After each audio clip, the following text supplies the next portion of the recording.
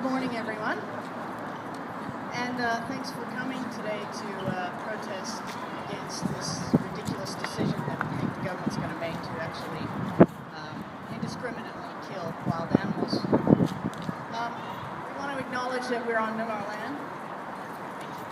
We want to acknowledge we're on Noongar land. This has been and always will be Noongar land. Today, it's a bit of a snap protest, so we've had a small turnout, but it does show the incredible passion that people feel towards wild animals and towards silly government policies, which can cost a lot of money and can also bring many animals into danger. I can tell you that the Greens have been opposed to this shark culling policy for some time. In September last year, they announced a multi-million-dollar policy against sharks. And yes, it is true that sharks endanger swimmers in the ocean. And what we would like to see is that there are safer beaches. But in order to get to that point of getting safer beaches, we have to know more about why these sharks are attacking. We need to spend more money finding out about the ocean systems in which we recreate. So what they're proposing, that we hear they're proposing, and Ross will tell us more when he gets here, is drum lines. And drum lines, we know, can cause terrible bycatch wherever they're tried elsewhere. If we're trying to protect swimmers, we know that this is one thing that will cause tremendous damage to the ecosystem, and we question whether it will adequately protect swimmers. So we are saying, yeah, we do want to see some government action. We do know that people are being attacked, but even the victims and the victims' families do not support indiscriminate killing of sharks. So let's listen to the experts. Let's listen to the families who have been personally affected by this terrible tragedies, And today we are really pleased to have one of the Sea Shepherd experts with us, Jeff Hansen. And I know you want to hear a little bit from him about his experiences. And we also have Katrina Love from the Animal Justice Party, and we also have Ross Weir. And I think we might finish, or Ross, do you want to go first? Or? Okay. Well, we'll bring Ross here because he's up to date. He's been out this morning talking to the media, and Ross, I want to personally thank Ross here because he almost single-handedly has brought us together to combat something that is just so big. It's really difficult to try to speak up for any wild animal, as many of you know, but this man who has very courageously stepped forward to try to say that the government is going in the wrong direction here, and it's a very scary thing to do, but he's managed to do it, and he's done it well, so let's welcome him here today.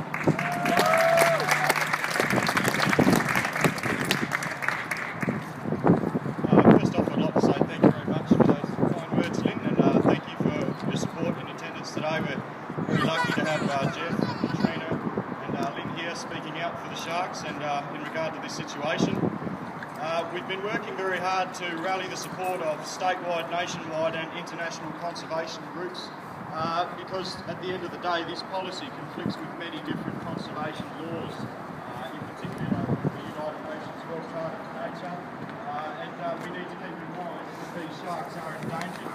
Heading into the future, it is crucial that we take an education, research and prevention approach to shark attacks, with these sharks being finned at an alarming rate. It's estimated that the great white shark will be wiped out in the next 2 decades.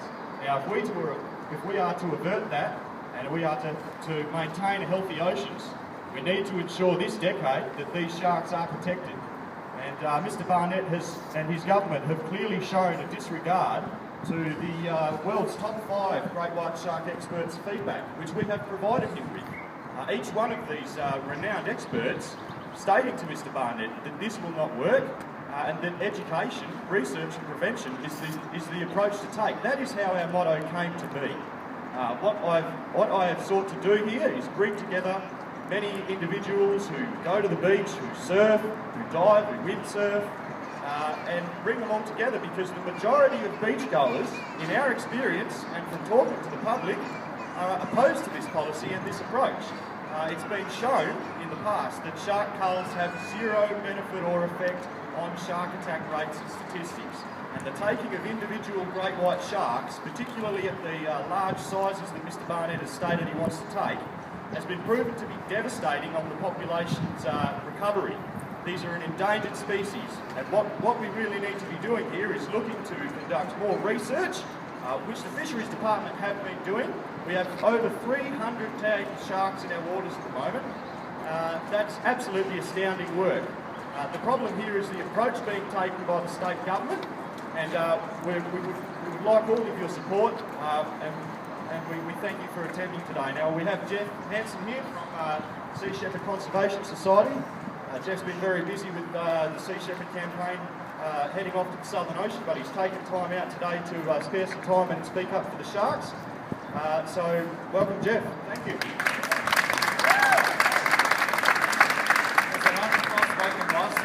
Some enlightening comments there. On behalf of Sea Shepherd, I'd firstly just like to pay our condolences to the victims and their families out there. And you know, it's one of those things we always need to acknowledge. And I guess when you look at it, like we need to acknowledge people that have lost families through car road incidents, alcohol-related incidents, drowning, lightning strikes, and golf courses, hippopotamuses attackers, all those things far outweigh the number of shark attacks in the world.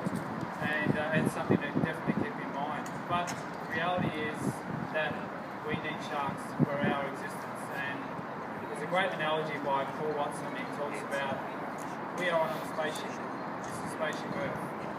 And like any spaceship, there's passengers and there's crew. The crew run this ship. The insects, the worms, the sharks, the great white sharks, identical whales, they run this ship. They regulate our climate, they take care of our waste, they give us the food we eat. We're just the passengers, we're just having a good time, but we're going to be in big trouble if we kill off the crew, so we've got to protect the crew. These sharks play an important role in the health of our oceans. The great white shark, it's an Australian icon. You look at Greg Norman, the great white shark. You look at shows like Nemo and Bruce. I know that my daughter, who turns 3 this week, will be horrified if she learns that the Premier, Barnett, wants to go out and kill Bruce. This is a campaign to save Bruce. It's a campaign to save our kids and their kids. Sharks play an important role in the health of our oceans. An ocean without sharks is a planet without people. It's as simple as that. Sharks play an important role in the health of our oceans. No sharks, no people. There's so much that can be learned here. Humans always have a thing. We're fear of the unknown. Here is an opportunity to learn about the great white sharks, to increase the tagging, and we can learn so much from their behaviour. There's so much we don't know about them. We can have beacons at the beaches which are near surf colonies. We can have, so that if there's a great white in the area, a beacon comes on and it says, right, there is a great white in the area, enter at your own risk. Just like you enter at your own risk if you're going in walking through the plains of Africa. If you're attacked by a lion, you're not pulling some poles there, you're going into a wild environment. And these sharks are crucial to the health of our oceans. So there's a lot that we can do, there's a lot that we can learn. Like that land for someone to be so they'd like to help with tagging, and looking at ways that they've seen tagging right around the world. I know people that swam and dove free diving with great whites, and we'll do it again tomorrow and have a fantastic experience. Sharks don't have arms. So when we want to look at something, we go up and we feel it. Sharks don't have that. They constantly sense their environment, see what's going on. And unfortunately for them, the only way is to go off and give a bit of a sample bite to see what it is. And unfortunately some of these accidents are fatal, and that's the reality of the way that sharks operate. They're constantly sensing their environment, seeing what's going on. They've had surfboards sitting in near seal colonies, and a shark will come up and just give it a bite and see what it is. sharks wanted to eat us, they'd be eating us every single day because they'd be coming to the oceans. We're not like a seal, we can't duck and feed like the seals can.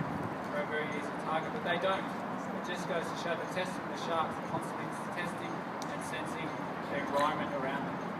And these fisheries that have been completely collapsed when sharks have been removed from the environment, like in the States, sharks got taken away, there's no sharks in the area, the number of rays increased, and the whole scallop industry, which the rays were eating, has completely collapsed. It's all a finite balance, people, and we need to do more. We need to do more, and we will be, Sea Shepherd will be massively opposed to this shark cull and looking at everything we possibly can within the law to make sure that this does not go ahead. Thank you very much.